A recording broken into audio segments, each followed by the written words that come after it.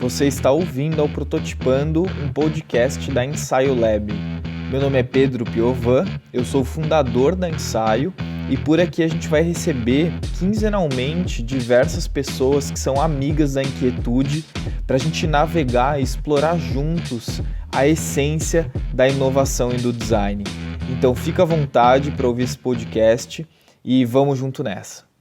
Fala pessoal, bom dia, boa tarde, boa noite, seja muito bem-vindo a mais um episódio do Prototipando. Agora a gente está na segunda temporada, a gente tem o prazer de receber aqui Daniel Annenberg. Enfim, para você que é de São Paulo e você não conhece o Daniel, você já se beneficiou bastante, provavelmente, de muita coisa do que ele trabalhou aqui em São Paulo. O Daniel foi um dos idealizadores do Poupa Tempo, presidente do Detran, secretário de Inovação e Tecnologia da cidade de São Paulo. Antes de tudo isso, administrador público e sociólogo. Daniel, obrigado de novo pela tua presença. Acho que vai ser um bate-papo muito bacana, muito interessante. Estou muito animado, na verdade. Enfim, dá um oi para o pessoal que está ouvindo a gente. É um grande prazer estar conversando com vocês, Pedro. Inovar é algo importantíssimo em todos os setores, e no setor público principalmente, porque não é fácil inovar no setor público, mas estamos aqui para falar um pouquinho sobre isso. Legal, legal. Pessoal, para você que está ouvindo pela primeira vez, esse é o Prototipando, é um podcast da Ensaio. Ensaio é um laboratório de inovação aqui de São Paulo. A gente busca trazer soluções inovadoras, desde produtos, serviços, etc. Por algum erro de critério, me colocaram como host aqui, então meu nome é Pedro, eu sou o fundador da Ensaio. Daniel, cara, eu quero, enfim, engatar e te ouvir falar um pouquinho sobre como que você vê a inovação no setor público hoje. Não sei se você, às vezes, pode até trazer um time frame, né, um espaço de tempo de antes, hoje, como que você vê a inovação no setor público daqui para frente? A inovação no setor público é essencial e importantíssima, Pedro. Agora, isso não é fácil, como eu estava falando. Por quê? Porque tem várias amarras. E eu diria que, mais do que qualquer coisa, é mudar a cabeça das pessoas que trabalham no setor público e se relacionam com o setor público. Por quê? Porque no setor público, diferente do setor privado, a gente só pode fazer tudo aquilo que está definido em lei. No setor privado, ao contrário, tá certo? E no setor público há muitas barreiras, né? Em parte legais, em parte dos órgãos de controle. Cada vez que alguém tenta inovar, não, mas isso não pode fazer. Então, é uma experiência sempre marcante inovar no setor público. Mas é muito importante inovar no setor público, por quê? Porque a gente já percebeu que o setor público brasileiro precisa melhorar, precisa se modernizar, e a gente, para isso, não tem outro jeito, precisa inovar. E inovar não dá para a gente inovar fazendo as coisas que a gente fazia sempre do mesmo jeito. A gente precisa fazer diferente. O exemplo, para mim, do Poupa Tempo, por exemplo, ou do Descomplica, que é o Poupa Tempo Municipal, é um exemplo disso, de que é possível inovar no setor público, quebrando algumas barreiras, melhorando a qualidade do atendimento ao público, mas para isso tem que mudar alguns paradigmas e principalmente mudar a cabeça das pessoas. Eu acho que isso faz toda a diferença. Aliás, não só no setor público, né? Inovar é fazer com que as pessoas, você sabe melhor do que eu, mudem, tem um clique aí na cabeça que permita que elas façam as coisas de outra forma do que sempre fizeram a vida toda, né? Legal, Daniel. Tenho várias perguntas aqui para te fazer, mas eu queria antes disso que você falasse um pouquinho sobre a história do Descomplica, Poupa Tempo. Como é que foi essa jornada, desde o início até a implementação? Como que foram essas barreiras? Eu imagino que você esbarrou em algumas questões de normas. Conta um pouquinho para a gente como é que foi isso. Olha, o Poupa Tempo, como vocês sabem, foi criado ainda no governo Mário Covas, do governo do estado de São Paulo, isso em 1997. Isso lá se vão já 23 anos, a primeira unidade do Poupa Tempo, que a gente inaugurou na Praça da Sé, no centro de São Paulo. O que é muito importante colocar? A gente teve um forte apoio político do governador para implementar essa primeira unidade e teve uma equipe que estava realmente decidida a fazer as coisas de uma forma diferente, ou seja, fazer com que pudesse haver melhoria do atendimento, serviços públicos muito mais rápidos. E esse foi o começo do Poupa Tempo. A gente começou analisando, por exemplo, como é que fazia para a gente conseguir, por exemplo, entregar um RG que antes levava 60, 90 dias, e era assim que funcionava, e no mesmo dia ou no dia seguinte. Tem que analisar todo o fluxo, desde a hora que o cidadão pede o RG até a hora que entrega o RG, teve que recapacitar todos os funcionários, teve que ter computadores mais modernos, teve que ter um monte de coisa. Mas o principal foi o apoio político na área pública. Se a gente não tem o apoio político de quem manda, a gente não consegue fazer as coisas acontecerem, ainda mais para inovar. E a gente apostou de que isso seria algo totalmente diferente e o resultado, hoje a gente tem 72 unidades do Poupa Tempo, funciona muito bem, ganhou várias vezes o prêmio do melhor serviço público do Estado de São Paulo, reconhecido nacional e internacionalmente, e aí, em 2017, na Prefeitura de São Paulo, a gente começou a fazer o mesmo trabalho para implantar o Descomplica, que é o Poupa Tempo municipal, nas prefeituras regionais. Hoje a gente já tem 7 unidades, também estamos fazendo uma pequena revolução na periferia de São Paulo, e é muito interessante, porque eu acho que inovar no setor público hoje é atender as pessoas melhor. Isso faz uma tremenda diferença. Lógico que para fazer isso você depende também de ter recursos, de ter estrutura para tanto, né? E principalmente envolver tanto o funcionário público quanto a população, para que ela entenda que é possível fazer diferente. E uma das novidades do Descomplica é o atendimento lado a lado, em que o cidadão senta do lado do funcionário público. Isso é uma inovação, não tinha isso antes. Para conseguir isso, a gente teve que quebrar barreiras junto ao próprio funcionário público, por exemplo. Claro. Ou seja, é possível inovar no setor público e, principalmente, melhorar o atendimento ao cidadão através da inovação. Interessante, Daniel. Eu queria que a gente entrasse em um tema que enfim, é um tema que eu tenho muita curiosidade, eu vejo que cada vez mais se discute isso, que é mais ou menos por aqui, assim. Normalmente, quando a gente pensa em inovação, existem vários tipos de inovação, a incremental, a de melhoria contínua, e existe a disruptiva. Em que há muita confusão ainda sobre o que é uma disrupção, mas normalmente uma disrupção ela busca quebrar ou ela busca ressignificar uma norma, né? Quando a gente fala do setor público, quebrar uma norma, isso é muito, enfim, tem que tomar muito cuidado quando a gente fala sobre isso, porque às vezes a gente pode quebrar uma norma que corresponde a uma questão civil, ou seja, de garantir o direito da pessoa de nascer, viver e morrer, e às vezes existem normas que foram criadas que realmente elas precisam de uma recapitulação. Como é que você vê isso nessa questão da disrupção? Porque, enfim, tem que tomar muito cuidado. Não sei o que você acha, queria ouvir a tua opinião. Olha, no setor público é muito difícil fazer inovação disruptiva. Por quê? Né? A minha equipe lá na Secretaria de Inovação e Tecnologia falava: você não consegue dar cavalo de pau num navio transatlântico, tá certo? Você acaba conseguindo fazer inovações incrementais, né? Que vão constantemente melhorando. Esse é o melhor jeito de fazer isso no setor público. No setor público, as coisas estão montadas de determinada forma que não dá para simplesmente apagar o que já foi feito, ou simplesmente desconsiderar a legislação, ou simplesmente desconsiderar o que o funcionário público fez ao longo dos anos. Isso tem que ser algo contínuo, né? É algo que você vai mudando aos poucos, ou seja, é incremental. Né? E é o melhor jeito de fazer isso no setor público. E eu acredito muito sempre fazer pilotos para a gente ir melhorando.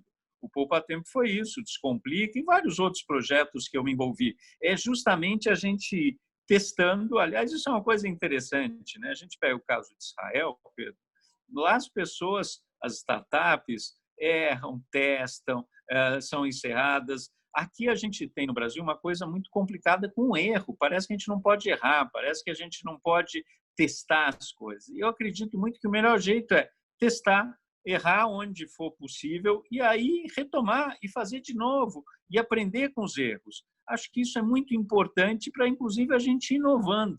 E, para isso, é muito importante parcerias com a área privada. O poder público sozinho, eu tenho total clareza, tem uma enorme dificuldade dele sozinho conseguir fazer tanto a inovação. Apesar de a gente ter laboratórios de inovação no setor público, é muito importante a parceria com a área privada e, principalmente, com a população, de uma forma muito transparente, né? E eu acredito muito na participação da população para nos ajudar a inovar no setor público.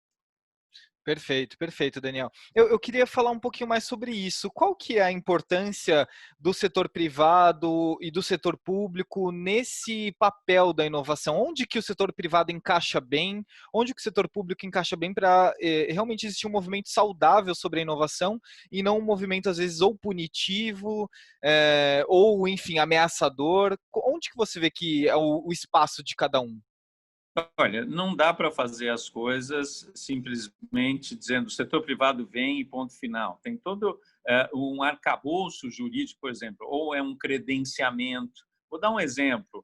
A gente tinha na Secretaria de Inovação e Tecnologia, que já vinha da gestão passada, 120 pontos de Wi-Fi na cidade de São Paulo e que custavam lá quase 13 milhões por ano para a prefeitura. O que a gente fez? Depois de muito matutar, bolar, a gente fez um edital de credenciamento em que a gente abria a possibilidade do setor privado participar conosco e várias empresas se credenciaram para ampliar o número de pontos de Wi-Fi na cidade de São Paulo. E a gente falou, olha, a gente não tem recursos, a gente simplesmente quer ampliar e quer que o setor privado faça isso. Aí você pergunta, mas o que o setor privado ganha com isso?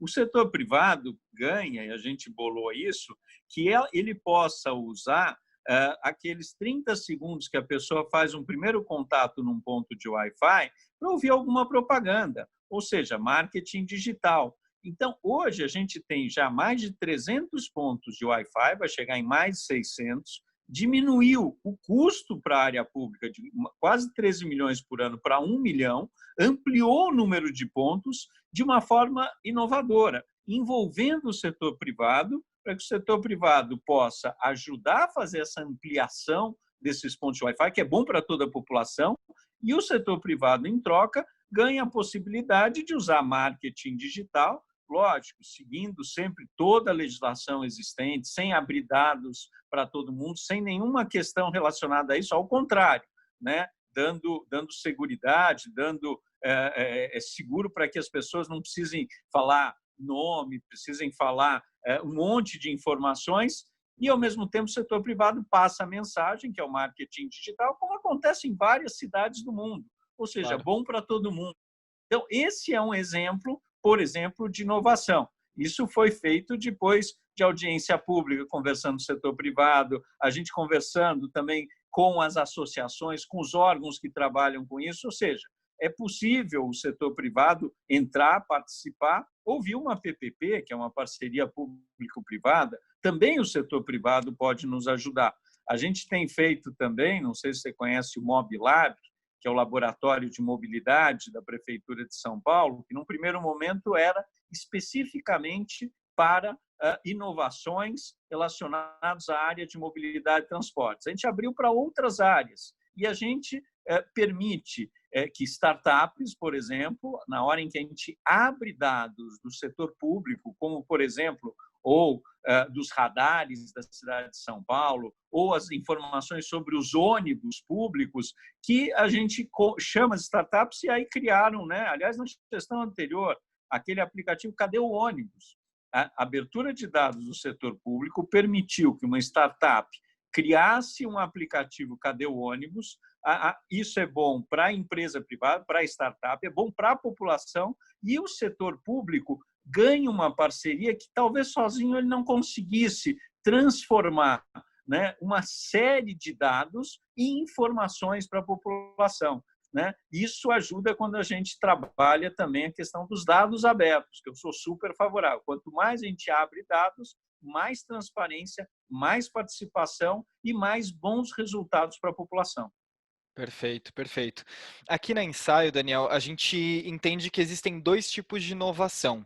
A inovação que ela é saudável, ou seja, que ela tem um impacto positivo, que ela traz sustentabilidade para os atores, que ela gera retorno, e não só financeiro, mas retorno, enfim, em outros sentidos. Então a gente entende que existe inovação saudável, que eu vejo que muito do que a gente está falando aqui é sobre inovação saudável, e a gente entende que a inovação ela tem um outro lado, que é uma inovação predatória. Ou seja, ela faz o contrário de tudo isso que a gente falou. Ela tem um impacto negativo no ser humano, ela às vezes não é sustentável para os atores, ela às vezes não traz retorno. Quais são os cuidados que a gente tem que ter, Daniel, para que a gente não gere inovação predatória quando a gente fala inovação no setor público? Olha, eu acho que tem que tomar um certo cuidado, que muita gente tem colocado, que tem que diminuir o tamanho do setor público, o Estado não pode entrar em muita coisa. Excelente. Um pouco de cuidado. Por quê? Sem dúvida, eu defendo que o Estado não tem que estar administrando uma pista de Fórmula 1, por exemplo, ou mesmo alguns outros itens que o Estado entrou muito nos últimos anos. Mas, num país extremamente desigual como o nosso, o Estado, o governo é fundamental na área da saúde, da educação, de transportes. Então, a gente precisa achar formas de como diminuir essas desigualdades. Por que eu estou falando tudo isso? Porque a inovação tem que estar inserida nesse contexto e a gente tem que estar pensando a inovação justamente para como é que a gente diminui as desigualdades. Caso aí, por exemplo, da ampliação dos pontos de Wi-Fi.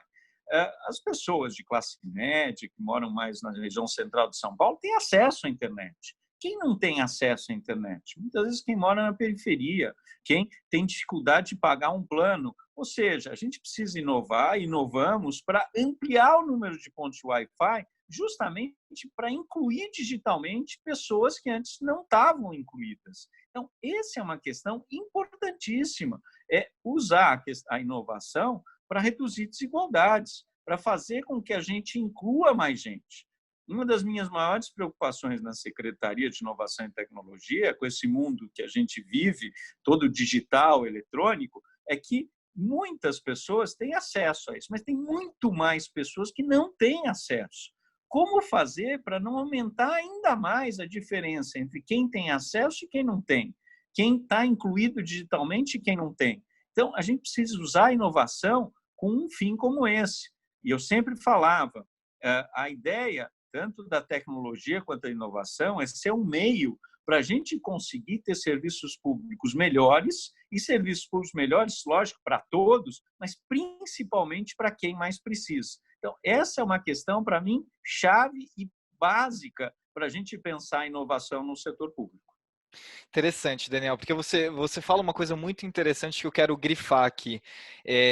Você fala que a inovação ela tem que olhar para quem ela inclui e para quem ela não inclui, né? Quem não está incluso. E é uma coisa que eu venho comentando e falando muito nas minhas palestras, no setor privado, etc., porque, a minha opinião, tá? Essa é uma preocupação que o setor privado deve ter tanto quanto o público. Essa é uma preocupação, na verdade, mais humana do que necessariamente para qual, se é primeiro setor, segundo ou terceiro, né? Então, Uhum. enfim, eu queria grifar isso porque eu acho que é uma colocação muito importante. E na área pública, principalmente, Pedro, a gente precisa ter essa preocupação, porque a área pública tem que ser aquela questão de fazer para todos. O que é mais legal do Poupa Tempo, por exemplo, no meu modo de entender, ou do Descomplica? Não é necessariamente só a redução do tempo de atendimento, a agilidade. Eu acho que o mais legal é, por exemplo, conseguir ter um atendimento igual e com qualidade para todos. Isso é uma tremenda inovação no Brasil, porque aqui a gente tem a mania de ter o jeitinho, de ter o sabe com quem está falando, de criar dificuldades para vender facilidades. Ou seja, eu acho que é uma tremenda inovação atender todo mundo de forma igual e bem, porque, em geral, atende de igual, mas mal. Então, isso é uma tremenda inovação. Então, e muitas vezes não precisa da tecnologia para isso, e sim a gente ter consciência da importância do setor público para alcançar isso. Por exemplo, todos nós queremos que os serviços públicos de saúde funcionem bem para todo mundo, serviços públicos, para que todo mundo possa ter acesso, de educação. Isso acontece, por exemplo, em vários países na Europa. Por que não acontece aqui? É possível fazer isso? Como a gente pode usar a inovação e a tecnologia para alcançar um resultado como esse? Interessante que a todo momento, Daniel, você remete a uma coisa que aqui na Insight a gente fala muito. A gente fala assim, inovação é um processo, não é uma mágica, né? E quando a gente fala do setor público, é tão importante quanto, né? Não existe assim um clique que vai fazer com que as coisas mudem. E sim existe uma cadência de Exatamente. atividades e comprometimento que fazem com que a inovação aconteça, né?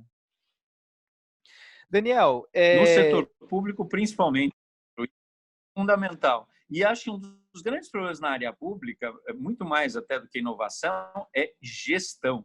Isso é muito difícil a gente ter boa gestão na área pública. Perfeito, perfeito. Inovação nada mais é do que você gerenciar uma ideia, você gerenciar a concepção de algo novo, né? É, então a gente se distancia da questão da mágica. Daniel, eu queria te fazer mais duas perguntas para a gente finalizar aqui o nosso papo. A primeira é: quais são as principais tendências que você vê aqui nos próximos anos no Brasil em termos de gestão de inovação pública? É isso que eu quero mais te ouvir, inclusive.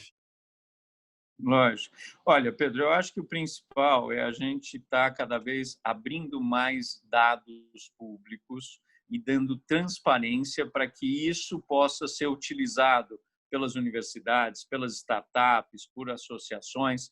Porque quanto mais a gente abre dados, maior a possibilidade da gente conseguir transformar, como eu falei, esses dados em informações e envolver a sociedade, né, o setor privado e todo mundo em achar uma solução. Não dá para mais jogar só nas costas do setor público e dizer o seguinte: resolva o nosso problema. Né? A gente vê, por exemplo, questões como enchentes. Não é de solução fácil. São muitas questões envolvidas. Desde a cidade ser construída de determinado jeito, as pessoas jogarem lixo em lugares errados, usar os recursos públicos para melhorar. Enfim, é uma gama de questões extremamente complexas e que a gente precisa da criatividade, do apoio, do envolvimento de muita gente. Senão a gente não vai resolver isso. E outros, né, projetos desse tipo.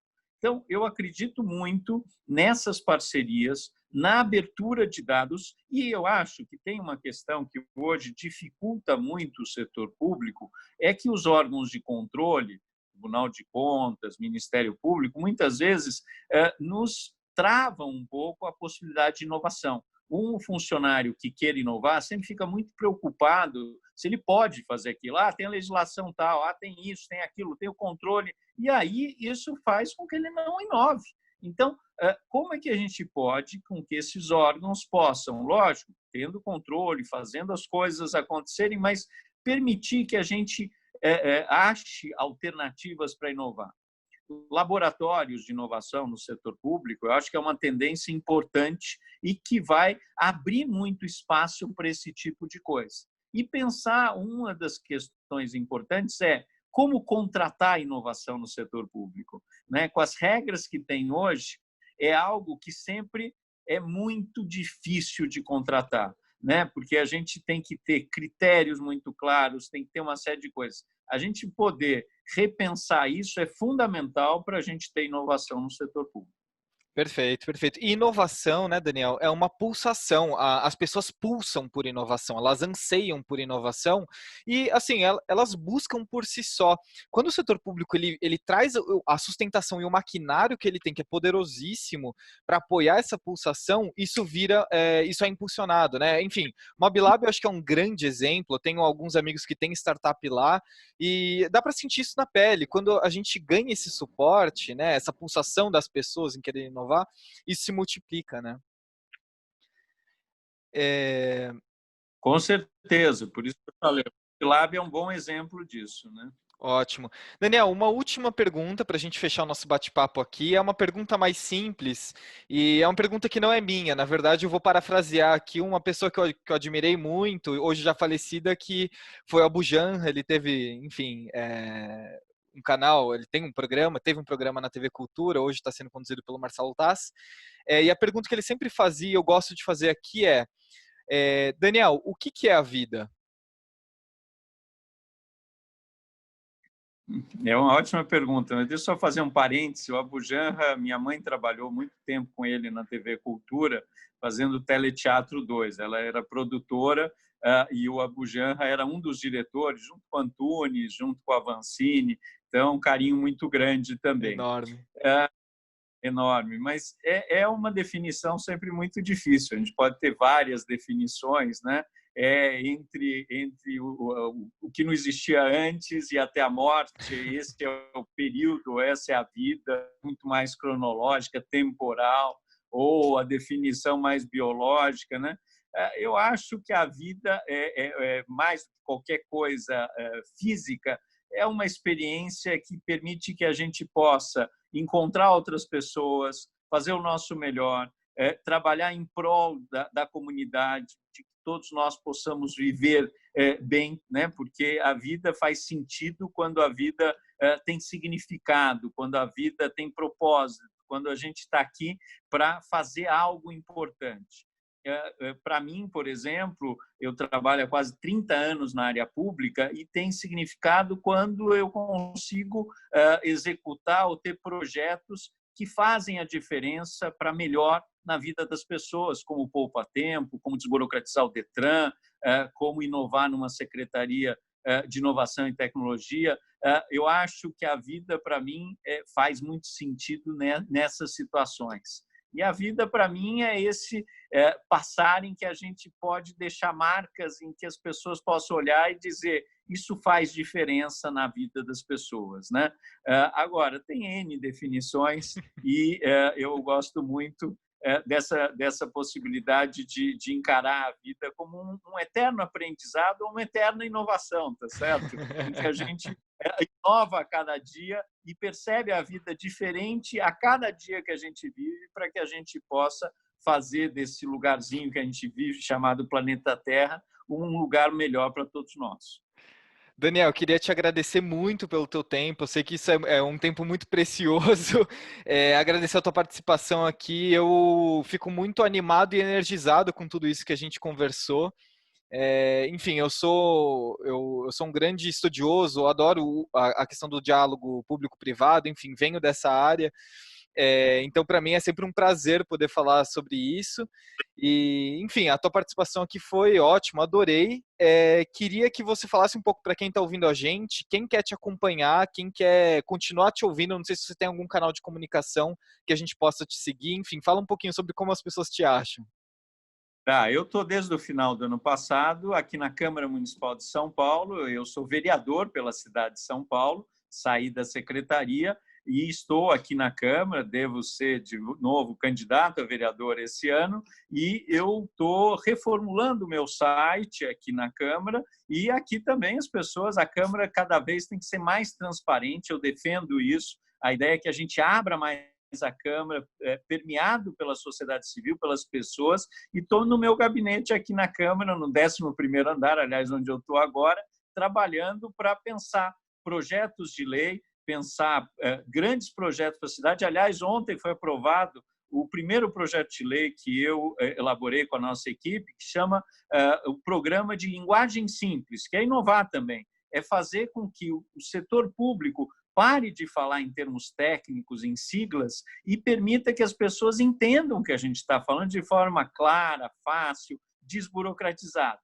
Foi aprovado ontem esse primeiro projeto de lei. Isso, para mim, é inovar também no setor público. Ótimo. E eu estou aqui na Câmara, para quem quiser me ouvir. Brevemente, vamos ter um novo site para eu poder me comunicar ainda mais com as pessoas, mas presencialmente estou aqui todo dia na Câmara Municipal de São Paulo como vereador dessa cidade que eu gosto tanto. Ótimo. Daniel, obrigado novamente. Obrigado a você que ficou ouvindo até aqui. Foi ótimo. Confere os próximos episódios que já devem estar aí, da segunda temporada, da primeira temporada. Enfim, vem com a gente que a gente ainda vai falar muito sobre isso. Valeu, gente. Um abraço. Muito bom. Um forte abraço a todos. Obrigado, Pedro.